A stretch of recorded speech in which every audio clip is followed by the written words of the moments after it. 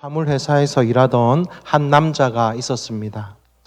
어느 날 그 사람이 냉동차의 짐칸에 들어가서 물건을 꺼내고 있었습니다.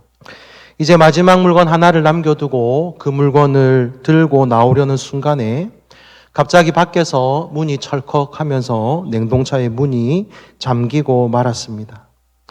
이 사람은 당황한 나머지 재빨리 달려가서 문을 두드리려고 했지만 성격이 급한 운전기사가 지체 없이 운전석에 올라타서 차를 출발시키는 바람에 이 사람은 꼼짝없이 갇히게 되었습니다. 눈앞이 깜깜해졌습니다. 아무리 소리를 지르고 문을 발로 차보았지만 차가 어찌나 큰지 아무런 소용이 없었습니다.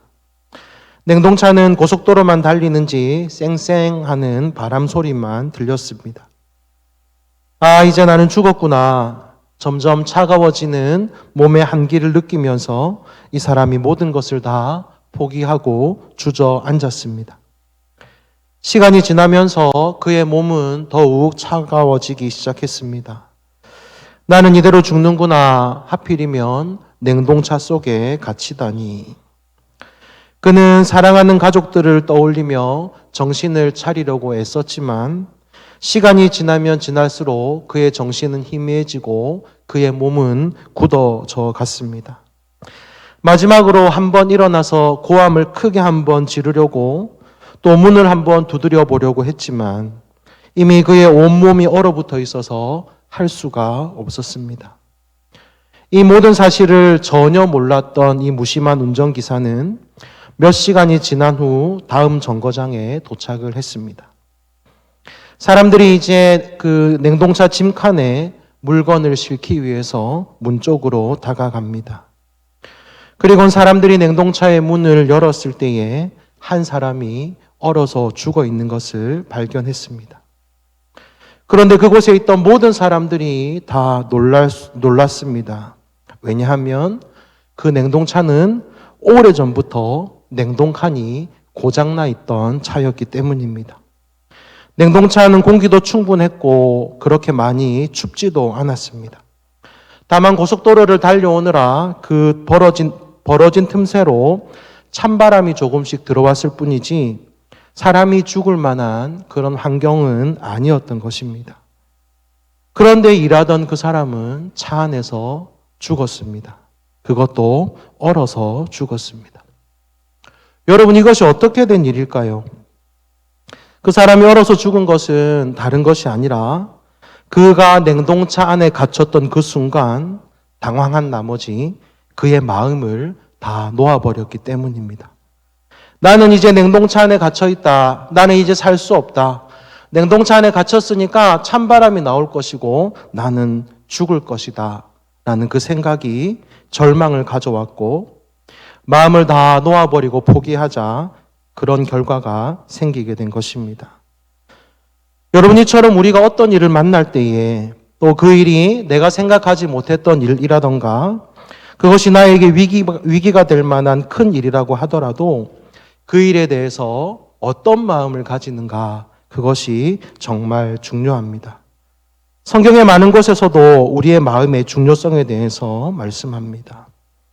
여러분, 다윗 왕을 잘 아십니다. 그는 하나님으로부터 내 마음에 맞는 사람이다라는 칭찬을 들었던 왕입니다.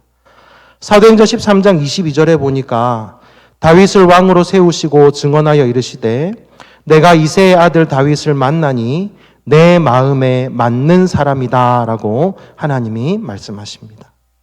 그는 하나님의 사랑을 많이 받은 사람, 또 하나님의 마음에 맞는 사람이라는 칭호를 받았습니다.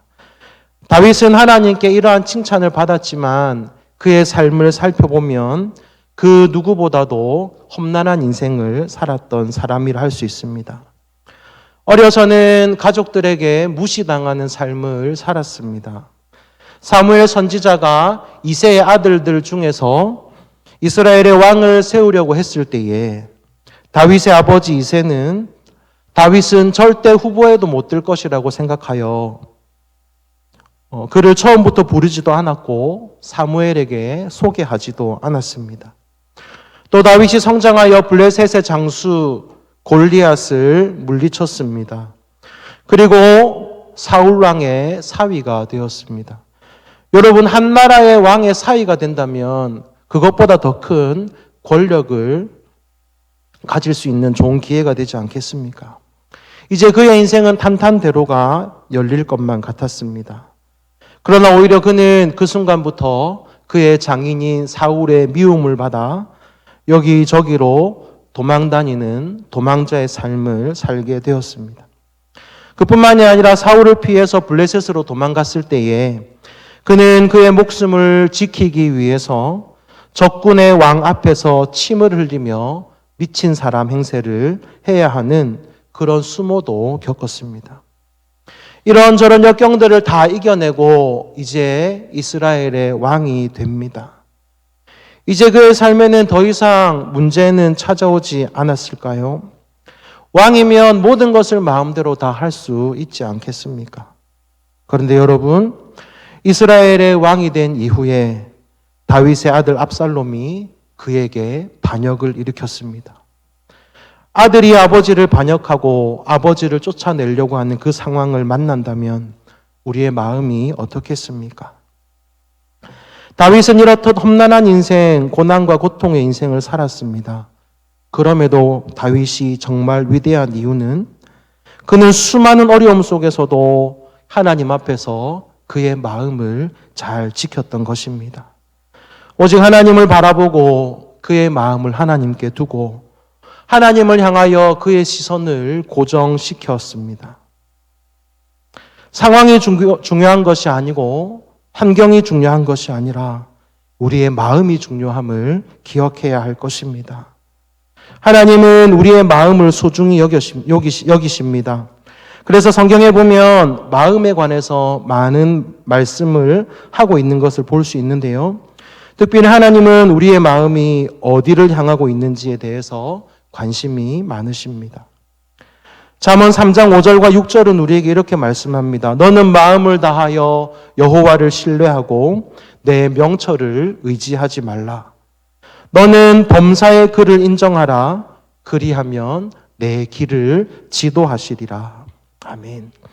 여기에서 중요한 것은 마음을 다하여입니다. 지식이나 명철을 의지하는 것이 아니라 마음을 다하여 하나님을 신뢰하며 살기를 원하시는 것입니다. 그리고는 범사의 하나님을 인정하라라고 말씀합니다. 여러분, 범사는 모든 순간을 말합니다. 내가 만나는 사람, 나에게 일어나는 일들, 모든 사건을 다 포함하는 것이 범사입니다. 우리의 모든 상황 가운데 하나님을 신뢰하고 인정하면, 그리고 하나님을 그 마음의 중심에 두면 하나님이 우리의 길을 인도하신다는 말씀입니다. 그러므로 우리의 마음은 오직 하나님을 향하여 있어야 합니다. 사랑하는 성도님들의 마음은 어디를 향하여 있으십니까? 같은 상황을 만나고 같은 어려움을 겪어도 같은 아픔에 거한다 할지라도 우리가 무엇을 바라보고 우리의 마음을 어디에 두느냐에 따라서 우리 인생이 정말 큰 차이가 나고 정말 다른 결과를 가지고 온다는 사실을 기억하면 좋겠습니다. 오늘 우리가 읽었던 잠언 4장 23절 말씀은 우리가 지켜야 될 많은 것들이 있지만 특별히 마음을 잘 지키라고 말씀합니다. 그리고 우리가 마음을 잘 지켜야 하는 이유에 대해서 성경은 이렇게 말씀합니다. 생명의 근원이 이에서 남이니라. 생명의 근원이 마음을 잘 지키는 것에서 난다고 말씀합니다. 우리의 마음은 우리의 생각과 감정과 의지의 중심입니다.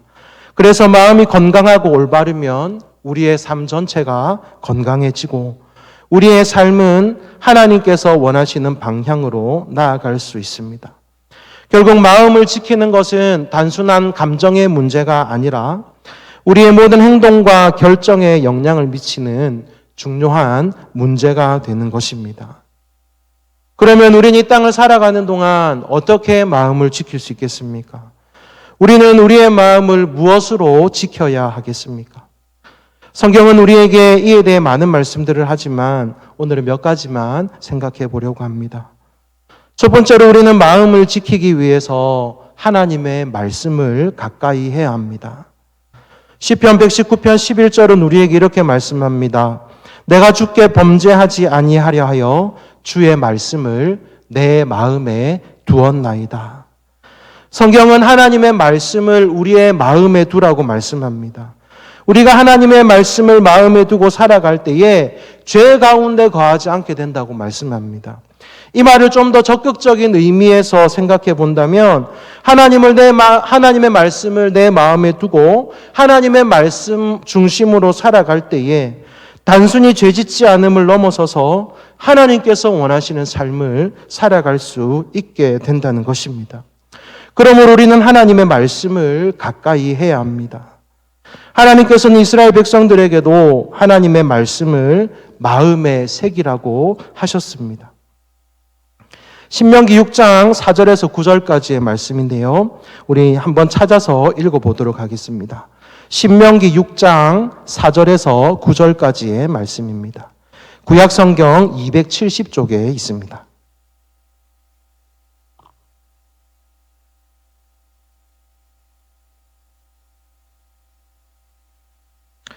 신명기 6장 4절에서 9절까지의 말씀을 한 절씩 교독하겠습니다.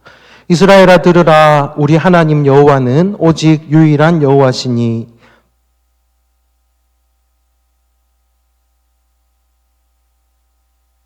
오늘 내가 내게 명하는 이 말씀을 너는 마음에 새기고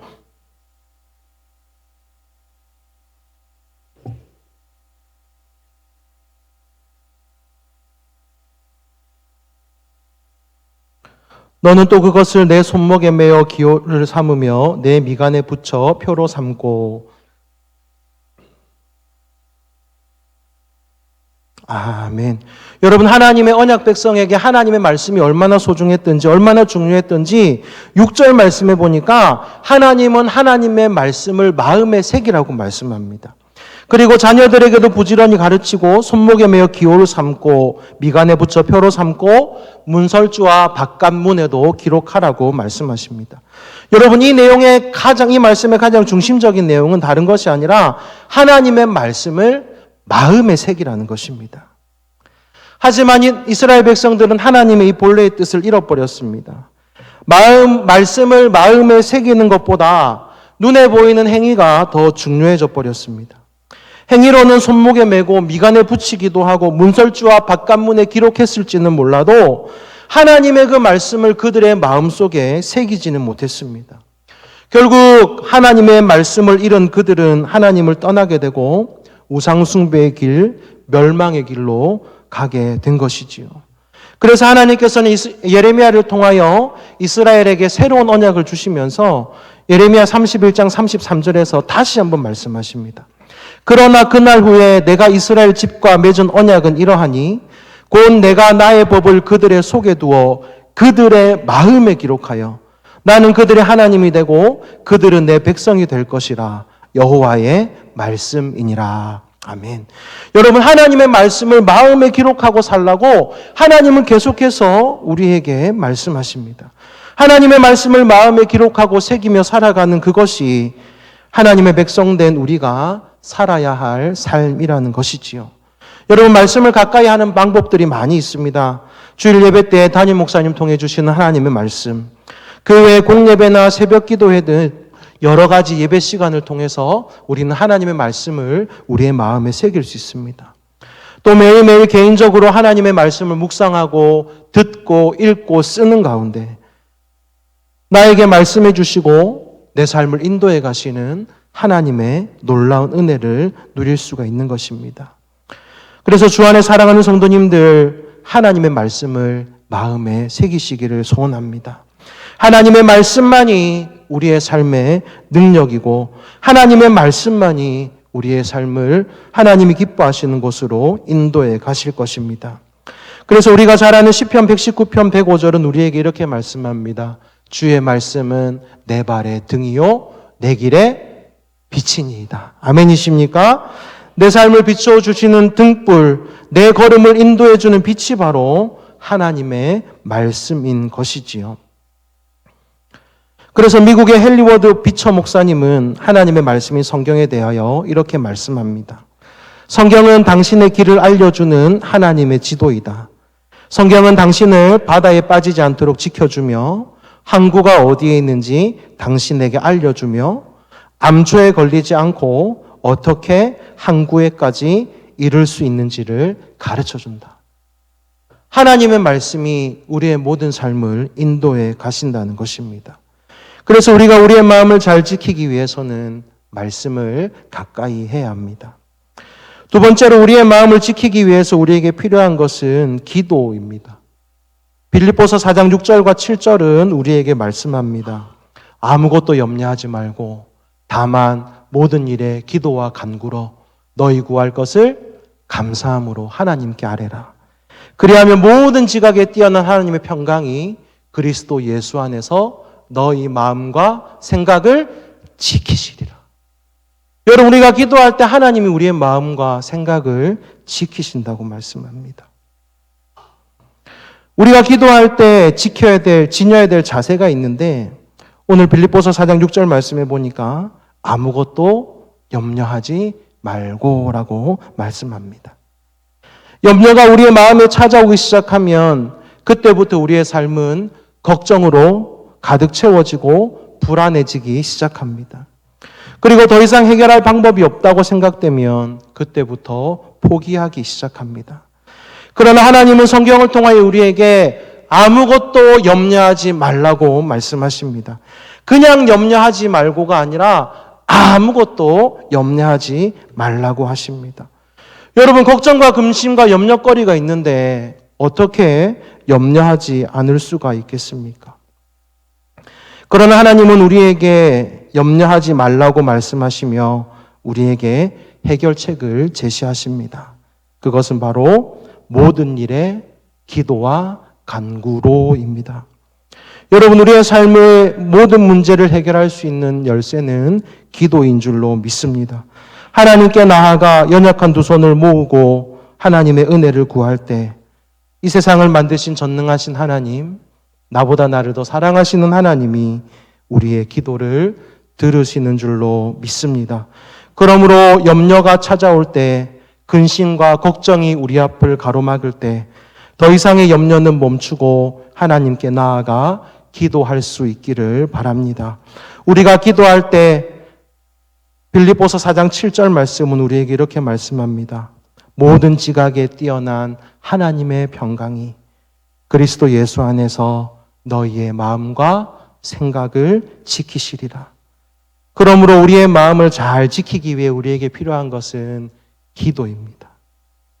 오늘 말씀을 듣는 우리 모두가 기도의 사람 되시기를 간절히 소원합니다. 그리고 빌립보서 말씀을 잘 보시면 기도와 간구로 하나님께 아뢰 때 또 이렇게 기도하라고 말씀하십니다. 너희 구할 것을 감사함으로라고 말씀하십니다. 여기서 우리의 마음을 지키는 또 하나가 감사라는 것을 알 수 있습니다. 우리가 우리의 모든 염려를 하나님께 아뢰 때에 그 기도를 담는 그릇이 바로 감사인 것입니다. 여러분, 그래서 감사가 이렇게 중요합니다. 얼마나 중요했던지 성경에도 보면 감사라는 말이 정말 많이 나옵니다. 우리가 너무나도 잘 아는 말씀, 데살로니가전서 5장 16절에서 18절 말씀 같이 한번 암송해 볼까요? 항상 기뻐하라, 쉬지 말고 기도하라, 범사에 감사하라. 이것이 그리스도 예수 안에서 너희를 향하신 하나님의 뜻이니라. 여러분, 감사하며 살아가는 것이 하나님의 뜻이라고 우리에게 말씀합니다. 그뿐이 아니라 역대상 16장 34절에 보니까 여호와께 감사하라. 그는 선하시며 그 인자심이 영원함이로다라고 말씀합니다. 시편 100편 4편은 이렇게 말씀합니다. 감사함으로 그 문에 들어가며 찬송함으로 그 궁정에 들어가서 그에게 감사하며 그 이름을 송축할지어다. 골로새서 3장 15절입니다. 그리스도의 평강이 너희 마음을 주장하게 하라. 너희는 평강을 위하여 한 몸으로 부르심을 받았나니 너희는 또한 감사하는 자가 되라. 여러분, 그 외에도 성경 많은 곳에서 우리 보고 감사의 삶을 살라고 말씀합니다. 성경이 이처럼 우리에게 감사를 많이 하라고 하는 이유가 무엇이겠습니까? 감사는 예수님을 믿는 우리에게 반드시 있어야 할 삶이고 열매이기 때문입니다. 감사가 얼마나 중요한지 시편 50편 23절에 보니까 이렇게 말씀합니다. 감사로 제사를 드리는 자가 나를 영화롭게 하나니 그의 행위를 옳게 하는 자에게 내가 하나님의 구원을 보이리라. 여러분, 다른 제물도 중요합니다. 하나님께 제사 드리고 예배를 드릴 때 다른 제물도 중요하지만 감사로 하나님께 제사 드리는 사람, 감사로 하나님께 예배하는 사람이 하나님을 영화롭게 한다고 성경은 우리에게 말씀합니다. 여러분, 이처럼 감사할 때 그 감사가 우리의 마음을 지키고 우리가 하나님께 드리는 그 감사가 하나님이 기뻐 받으시는 예배가 된다고 말씀합니다.